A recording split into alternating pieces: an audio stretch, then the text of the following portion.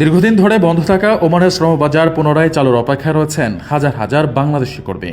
গত জানুয়ারি মাসে রিয়াদে একটি সম্মেলনের ফাঁকে ওমানের শ্রমমন্ত্রী 2 মাসের মধ্যে বাংলাদেশিদের নতুন ওয়ার্ক ভিসা চালুর আশ্বাস দিয়েছিলেন।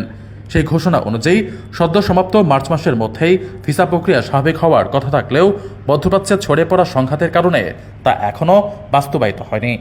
এমন পরিস্থিতিতে শ্রমবাজারটি ফের চালু করতে জোর কূটনৈতিক তৎপরতা শুরু করেছে বাংলাদেশ সরকার।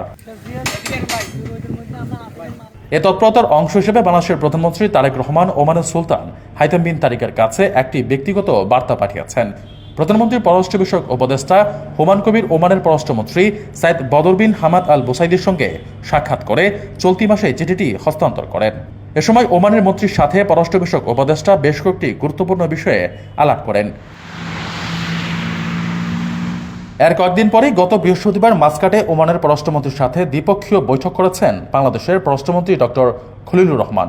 এ বৈঠকে সরাসরি শ্রমিক ভিসা চালুর বিষয়ে কোনো আলাপ না হলেও দুই দেশের মধ্যে অর্থনৈতিক ও বাণিজ্যিক সহযোগিতা বৃদ্ধি নিয়ে বিস্তারিত আলোচনা হয়েছে।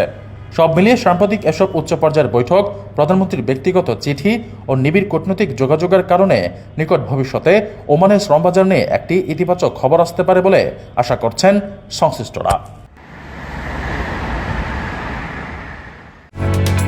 ওমানের সেরা রেট দিচ্ছে বাংলাদেশি প্রতিষ্ঠান গালফ এক্সচেঞ্জ।